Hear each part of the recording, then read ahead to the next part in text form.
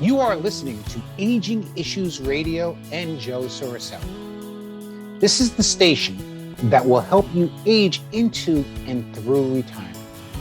We bring advice and education on all of the issues that we face as we get older, offering financial and life strategies. Hope you enjoy the subject matter and our down-to-earth and simple solutions to the problems we all eventually face. While the issues are not unique, the solutions are for you.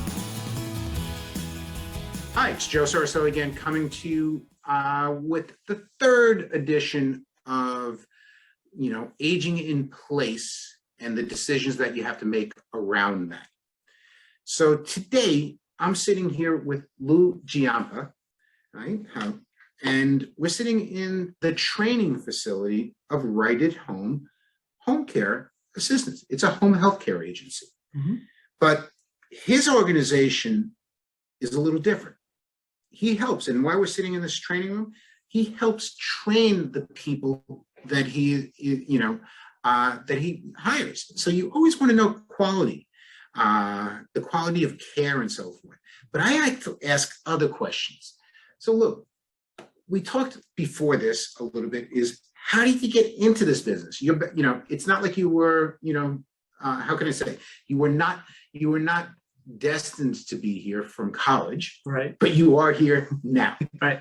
So again, how did you get into the business? Well, if you were to ask me in college, I would have known nothing about the home care industry and how it all works. But life works in mysterious ways. I spent the first 15 years of my career in Wall Street in finance world.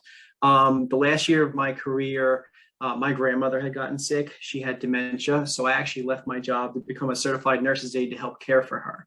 After working with my grandmother, I developed a passion for working for seniors. I actually worked in a local nursing home in their dementia unit. It became something I just loved to do. I loved working with that particular group of clientele. And I decided to start a home care agency. So the good thing about us is, I actually know this job from the ground up. I've actually been the one in the fields kind of doing the care myself. So I know what made a great caregiver. I know what made a great agency. I knew how to really take care of people firsthand. And that kind of translated into running an exceptional home care business. And I believe, and I have introduced Lou to many a client. And part of the reason I am comfortable in doing the introduction is it is an exceptional program. Because you see, home care agencies are all over the board. They are. They're all over the board. They're from the referral network to one of the reasons why I had a person that was working from a referral network that I transferred to Lou.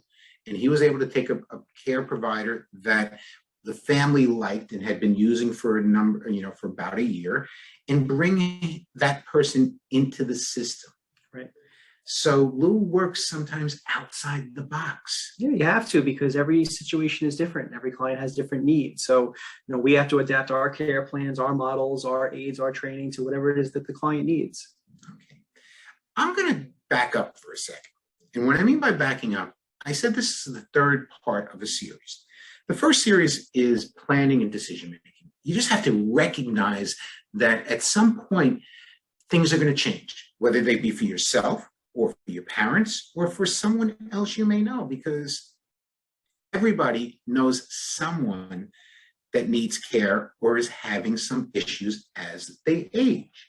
Right. So there's a lot of things that drive that. So we talk about the decision-making process. Then we talk a little bit about, I want to stay in my house. First things first, make it a safe environment. We had the interview with 101 Mobility. Now we're sitting here as, okay, we're at the next level. We can't take care of ourselves. And there are reasons for that. And then there are some solutions. Let's talk about first the reasons that you have. So at the end of the day, we know that people are living longer. The vast majority of people would really prefer to live in their homes as opposed to being in a community or facility. That's usually the number one choice for people. But in order to do that and maintain some level of independence, they might need a little bit of help. Back in the day, it was a lot easier for the adult children to take off and take care of mom and dad. These day and age, we're seeing in the sandwich generation that both families are usually working to support themselves on two incomes. Also, too, they're having children later on in life, so they have their own needs and responsibilities. So it's getting harder and harder to become that family caregiver. And even when you do become that family caregiver, which I think is a very noble act, you do need some times for respite to take care of your own health and your own responsibilities. So that's where agencies like ours come into play. The idea for what we do is to give somebody a sense of independence so they can stay inside their home and be a fully functioning person and enjoy their livelihood, and also make sure the family dynamic keeps working. And that's what's really important about home care. Again, we all come into, as adult children, the relationship kind of evolves where you're taking a hard look sometimes at mom and dad or grandma and grandma, and you're noticing some changes in their condition or some attitudes. It could be subtle, it could be substantial. And that's usually the time where it's important to start asking questions, to start seeing, how that person is performing on their own. Are you noticing, does that person seem to be a little off? Maybe their clothes aren't washed, or there's some expired food in the refrigerator, an extra dent or two in the car, things that would make you concerned, or there misses dosage of medications, things that kind of raise your own alarm bells of, hey, maybe it's time to get some professional help. Sometimes starting out with just, a professional come in just for a couple hours, a few times a week can make all the difference, because we can see changes in mental conditions. We can see changes in attitude and all those kind of things. And we can alert the families to, hey, maybe it's time to start getting a little bit more proactive and involved with their care. It is not even a question. While I have been doing this for 20 plus years, I have identified a number of different things in those 20 years. Number one, the original European model or multi-generational households are few and far between. Very true. Right? When we grew up, I grew up with my grandfather living in our house until I was 13, 14. And I have a vivid memory of when my mother had to tell her siblings that he couldn't live there anymore. Right. Right. And to, not to be a horror story, but my grandfather was getting dementia and was, starting to get a little antagonistic, like a lot of old Italians do. Right. Right. And he stabbed me at the kitchen table. So that was the night that I'm sitting in the bedroom upstairs, listening to my mother on the phone with her siblings saying, okay, we got to figure out the next steps. Right. You have to make a safe plan that's safe for both your dad and your grandfather and the family themselves. And that's what we're talking about here. Right. And then the other part, which I'm trying to make people realize, which is what you were just attesting to, is this process is not a light switch. Right. It can become a light switch. You have a major event, you have a crisis management, you have a stroke, you have something of the nature where all of a sudden there's an additional need for care. Mm-hmm. But when you're talking about, dementia, Alzheimer's, just, basic aging, it's like the flame starts to go out. Right. Right. It's a process, and you start to look for reasons, symptoms of the flame starting to be smaller. Now, one of the most important things that everybody has to ask about is, and this comes from the financial planning background, is how are we going to pay for this? Right. Right. See, I profess financial and life strategies. You got to have plans. Right. And then you have to make decisions. And then, your experience when you start to talk about the planning and the cost, how do you broach the subject, and what would you recommend a family do? Yeah, so it's a great question. I mean, a lot of the care, the most important parts are how do you finance it? And I think some of the great things to take advantage of is, for instance, a company like ours has a free assessment, a free consultation with one of my care managers. During that time, you talk about the care needs, what this person needs, what's going to help inside the home, but also we get to, hey, what programs are out there to subsidize the cost of home care? When I tell you that we do so much education for people and we're finding ways to source home care services from places they never even thought of. So obviously the easiest thing always is the private pay for funds, but some families don't have the means to do that. But there are plenty of other things out there. You deal in the long-term care insurance world. I can tell you firsthand that long-term care insurance is the absolute number one thing that every person should have. If you have long-term care insurance, it fully covers licensed agencies like myself. You can get the Cadillac highest level of service, and you never really have to worry about your funding. But when you don't have long-term care insurance, because I believe maybe 15% of the population has it these days, and I'm not sure if that exact number is correct. It's unfortunately, I'm going to say this, it's low. And being in New York, which we are right now, it's not really available. There are different types, but the traditional model isn't available. It is getting harder to get because the people that have it now are outliving and outspending their benefit, which is, fantastic for those that have it, but difficult for those that don't have it now. But the good thing is, besides long-term care, there are lots of other things out there. We actually work very closely with the Veterans Association. So we have a contract with the VA where we do some veterans hours for free services for veterans.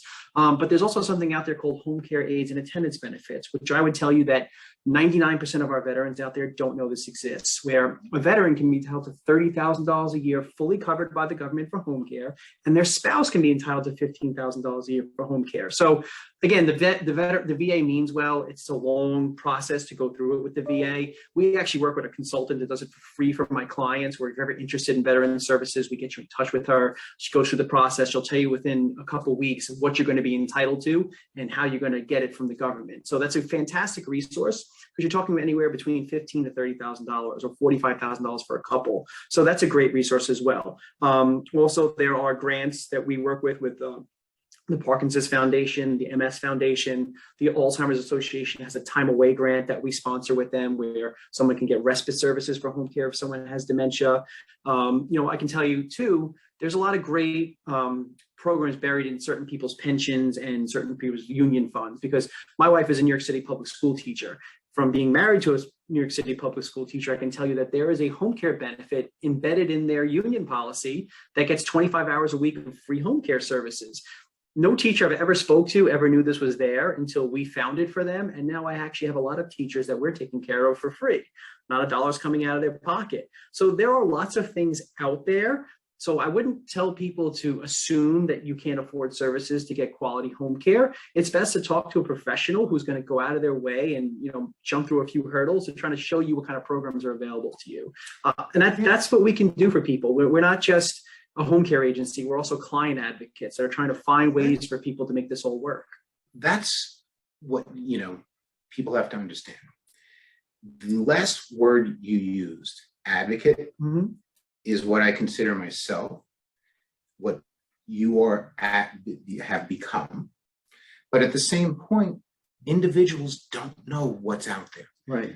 I'm even going to go as simple as I had a conversation with a patient advocate this morning, and we were talking about a simple situation, the changes in Medicare. Right. Right. There's a lot of people that don't understand that when they get the Joe Namath program, right, on TV, right, it doesn't have a lot of the, it has to have basic Medicare benefits and they enhance it, but it has different underwriting criteria and claims paying criteria. Right. It gets very confusing, even for professionals. It gets very confusing, and you usually need somebody to decipher everything that's going on. See, most people become overwhelmed when they have a need. Right. When someone in their family becomes slightly impaired or fully impaired, and we need services. You used a phrase of 25 hours respite. That's all part of the plan. I would like to tell you that everybody has the resources or we can get 24/7 care. The only way that sometimes is available is through a Medicaid program, and frequently one of the Medicaid programs, like a PACE program, it's a little different, but at the same point, they're few and far between. So what we have to do is we have to create a situation or a plan that's going to, work with a professional that, as you said, do an evaluation. What's the care needs? You don't always have to agree with everything that's available. It may be, financial reasons or whatever. A family member may be able to, provide, 8 hours of, I'll say, supervision. Right. Usually, and I'm going to say, when you start with dementia and, cases, a lot of it is supervision. It's not physical. Right. So that person might spend the night, and it might rotate through family. This is, and we're going to talk about some stories, but I had a DBA that I called Family Financial Harmony. And it was sprung around my own family, and I can always talk about my own family, right? And I can talk generically, but it was talked about, we were on the same page. We had the meeting. We knew from day one that whatever my parents had was going to take care of my parents. And subsequently, whatever we can supplement, we could do. And we all took roles.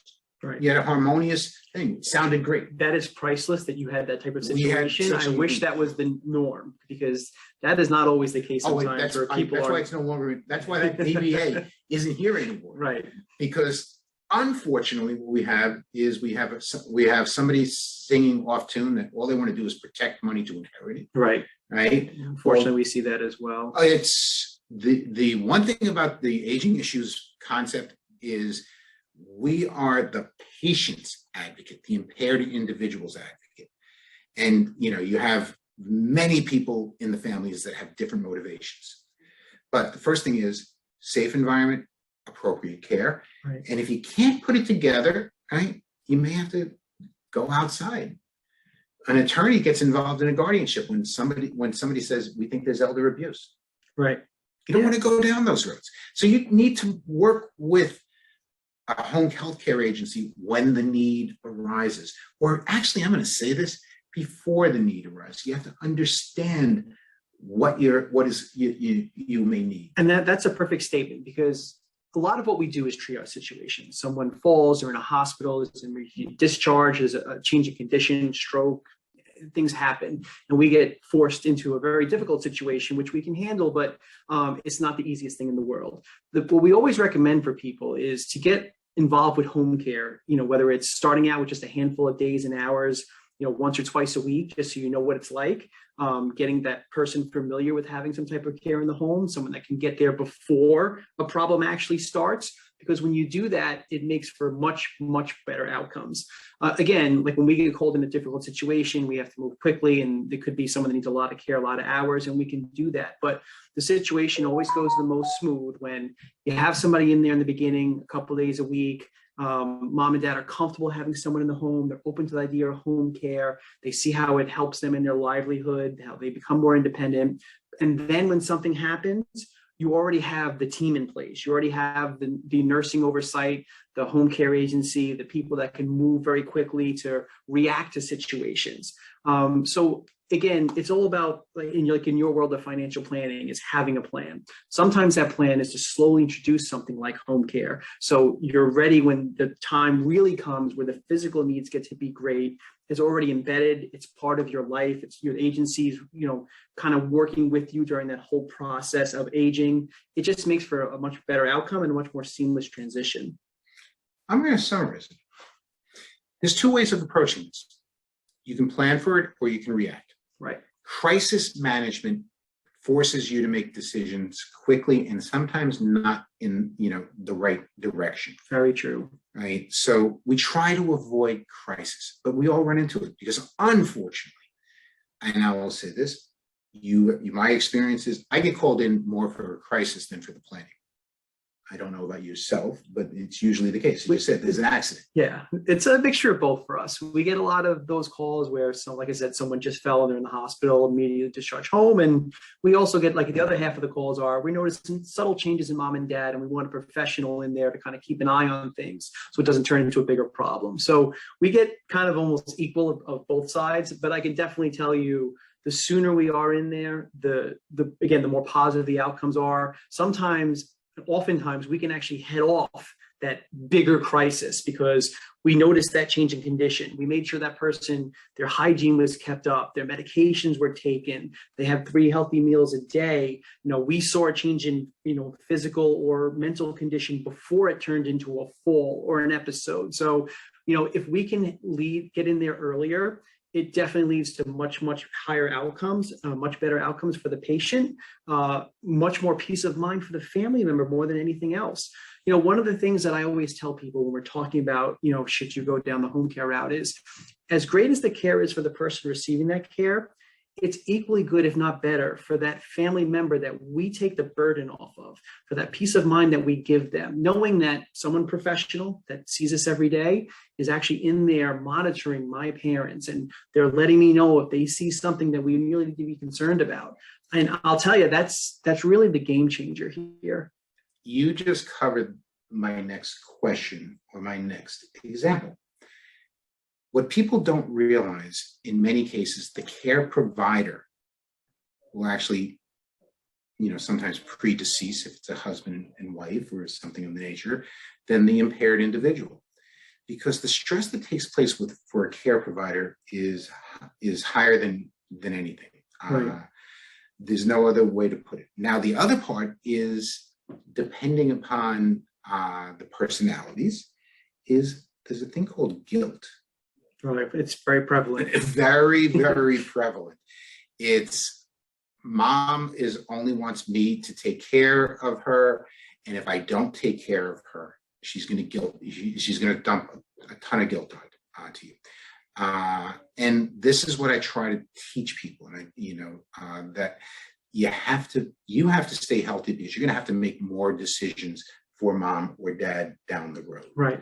You have to be there for your own family. I think that's the true sandwich generation. The data that we see, and these are proven facts, is that the health of the person providing the care from the family caregiver, if they're doing too much, is going to go down faster than the people that they're caring for. As I just said. And that's exactly 100% factual information. The other part of that too is what we often see, believe it or not, is that sometimes a parent, as that parent-child relationship switches, will not take direction from a child, from their son or their daughter, because their whole life they've been telling them what to do. Whereas we were able to go in there sometimes as a professional caregiver between my nurses and my caregivers and get the outcomes we're looking for, because they're more likely to listen to us than they would their own children. That's not every case, but that certainly happens often enough that it does make a big difference. It is, as we've had from previous. I've been, involved in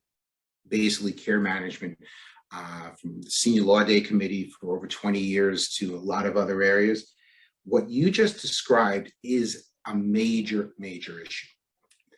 I'm the baby, right? I have 4 siblings. We were all on the same page, but we all took roles and, to do different things. My sister was the caregiver, right? She was hands-on. I was the planner. My brother was what I call deep pockets. Right, he was, if a check had to be written, he was able to write a check. Mm-hmm. But we did a lot of protecting of assets. We did a lot of things that provided. My father, I'll say 95 great years and 3 or 4 not so great years, but he lived to 99. All right, so that comes from a plan, right. And plans change. There's no, yes, they do. Plans change, and with this period of time where we are living longer. You ever have the conversation with a person that, and I had this at a meeting, at a golf outing dinner last night, person said, I should be dead. Diabetic, right? 2 bouts of cancer and open heart surgery. Wow. All right. He's not old. Looked great, and that's what I was talking about. And he's up front, but he accepts his mortality. Now, to get dad, who was independent for 90 years, to accept somebody, it's sometimes really hard. Yeah, it's not easy. I mean, it all depends on that person's makeup too. Again, we sometimes our older individuals come from a different era. They want to do things for themselves, not always accepting help, particularly from their children. So, I think that's important when we talk about home care in general.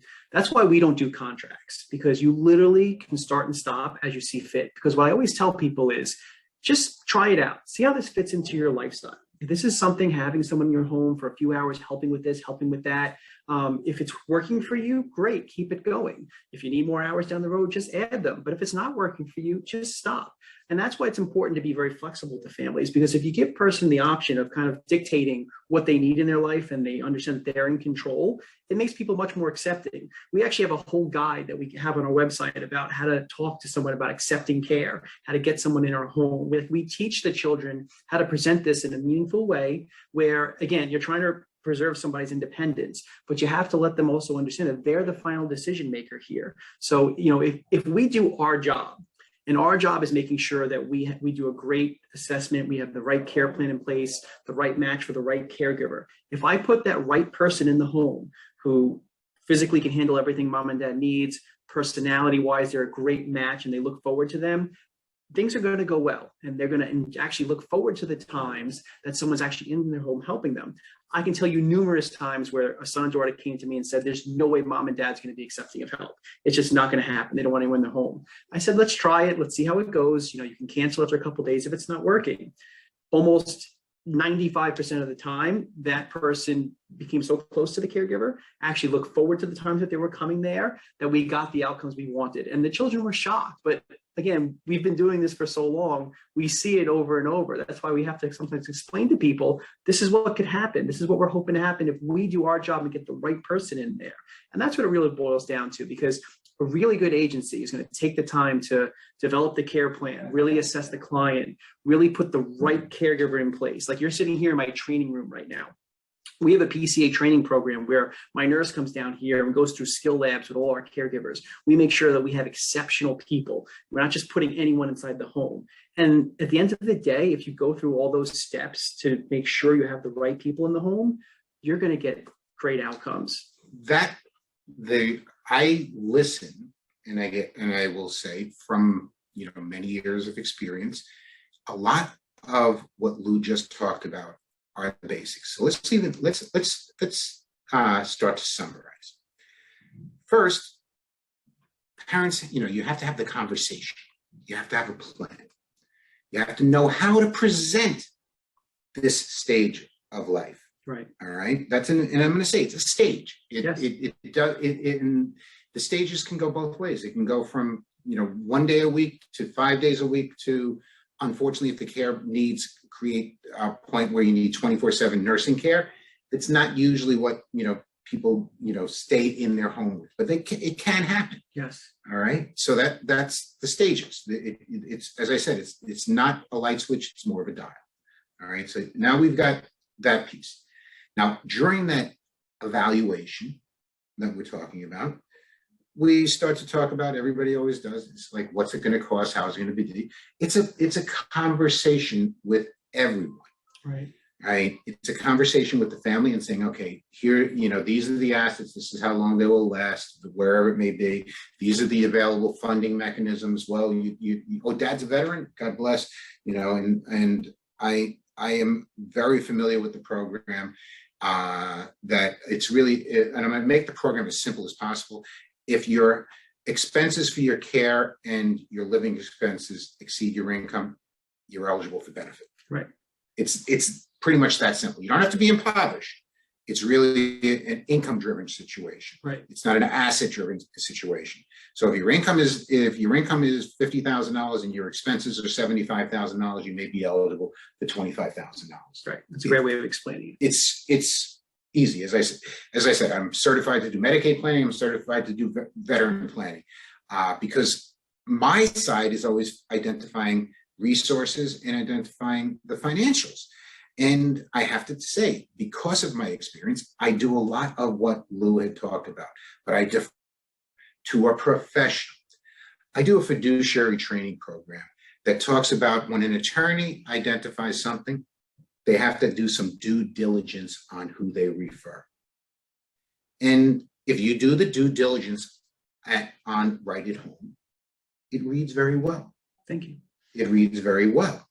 It's not the only agency, but what I'm more concerned with, everybody always talks, well, I got my neighbor down the block that, will come in. You know what? Initially, if it's just companionship, if it's basic supervision, it could, it might work out for a period of time.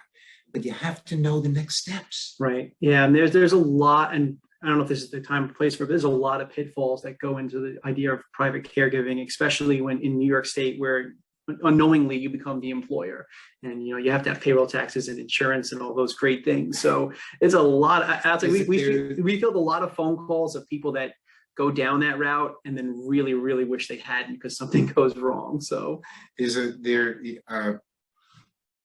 there's no question about that. As I said, I am an advocate of using professional services. Right? Yeah, it's a financial decision. There's no question about it. 100%. Right? Because while you say, oh, I have so and so that will accept X, but if I use a professional service, it's going to cost Y. It could be 2 times, it could be whatever, but there are other expenses that are not being recognized, which you talked about, right? That unwittingly you become the employer. And when you talk to an advisor, I'm going to tell you that if you're using somebody, your homeowner's policy only covers you to a certain limit of workers' compensation. Right. But if you're paying this person on a weekly basis for an extended period of time, they're your employee, and then you have to start talking about potential the tax consequences and the liability in the workers' comp and everything else. So you have that. Then there are these, I'll say, referral networks for home health care. Yes, there are registries, the kind of basically brokers for private caregivers. It's the best way to put it. They don't have any liability. Right.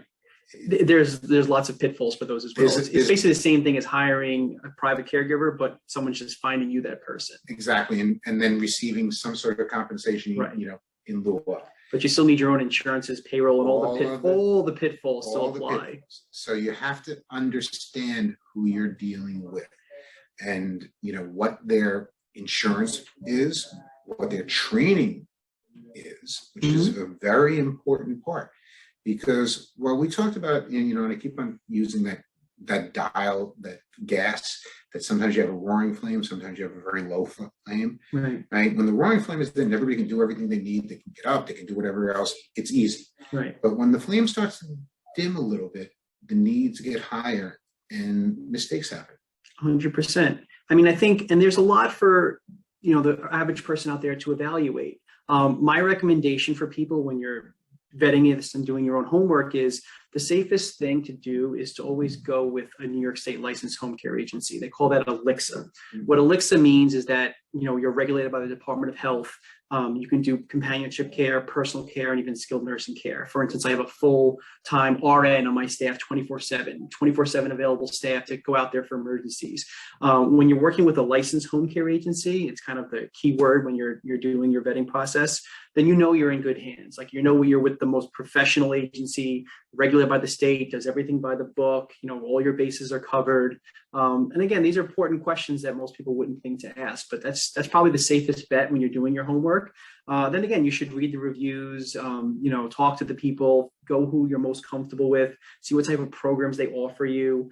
At the end of the day, you're building a relationship of someone that's really going to help you take care of your aging parent or grandparent. Whatever it may, however, whoever needs the care. And we've talked about parents and grandparents, but there's also, when I use the phrase impaired individual, doesn't always have to be a senior citizen. No, it doesn't. We've taken, and unfortunately in this business, we've seen lots of young people, whether it's accidents, strokes, all sorts. Lots of things happen where we're involved a lot earlier in the process, in their aging process, than obviously you would like to be. But it does happen. That's the reality of this. So, our service is not just for the elderly, it's also for the disabled. So, we can take care of anyone over the age of 18. So things do happen, but, it's good for people to know that these kind of things are out there. So as I said, due diligence, work with licensed individuals, right? Relationships are very important, right? Understanding, that you're comfortable working with Lou and his team, right? Or if you're not, I have to say there are options. But the referral always everybody talks about estate planning, long-term care planning, in quotes, elder law is the generic term. And a lot of times you're moving towards asset protection to, eventually get onto Medicaid, right? Don't know what the criteria is, but once you're on Medicaid, somebody else especially in New York, you're under a managed care program. You don't make your own decisions. Right. You can participate in the decision-making process. But if you have a plan and you understand everything else that goes into that plan, you maintain your independence, you maintain your decision-making capabilities, or the capabilities of your children to make decisions on your behalf. It's always got to be in the best interest of the impaired individual. 100%. So we're going to close up. You've been listening to Joe Soricelli, Aging Issues Radio. What we talked about today was, as I said, the third part of a series of Aging in Place. And this third part of the series is, I need some care. I need some assistance. How do I get it? And why do I get it? And where does the conversation start and end? And that conversation is a difficult one, especially if you're dealing with, parents that expect their children to take care of them. Right. That is a major issue. And it's a hard thing because sometimes, you have to just tell a person, you can say no. Last quick thing. As I said, I've been doing this a long time. I was doing a long-term care insurance presentation at the Rytown Hilton for those of us in Westchester. I was on a podium. My phone kept on going off. Cell phones were brand new, so they were big, bulky, and all the other stuff. And I said, okay, this is my parents' house and everything else. I walked off the stage, took the phone call, behind the divider, talked and everything else. My father was calling me. My mother had fallen. Right? My father was 120 pounds. My mother was 200 pounds. He couldn't pick her up. It was the beginning of a cycle, which we knew was going to take place. As I said, stages and dials. And I had to say, okay, put a blanket in put her head on a pillow, put a blanket under, or call the cops. Right? I can't get there for an hour. And the audience was aghast that I was not going to run to my parents to pick up my mom. And I said, it's not the first time this has happened. I've got to start to get my mother to realize she needs other care than me. Right. Because I didn't have a real job. I was an insurance agent. So I had flexibility. Yeah, it's a lot to put on a family member's shoulders. And again, that's why we're here. Because exactly at the end of the day, my advice would be know that you're not alone. That's why there are programs out there to help you. No one's expected to do this all on their own. It's too much. Lou, thank you for the Thank you, interview. Joe. Appreciate you having me. We will talk more. And again, why don't you bring it out? It's right at home care, Yep. Right? Local White Plains, easily Googleable, and I say Googleable because everybody just goes onto Google and looks up things, or let's give contact info. Yeah, so we're right at home, Westchester County. So the name of our company is Right at Home. We service Westchester County in the Bronx. Our phone number is 914-468-1944. It's a 24/7 on-call number. You can reach us nights, weekends in cases of emergency. And our website is www.westchesterseniorcare.com. Okay, thanks again. All right, thank you, Joe. Thank you for having me. Have a wonderful day, everyone. Best of luck. You've been listening to Aging Issues Radio and Joe Soricelli. This podcast has been for informational and educational purposes only. It is not to be construed as financial or legal advice specific to your circumstances. If you need help with any matter, be sure to consult with an advisor regarding your specific needs. Thank you, and tune in again.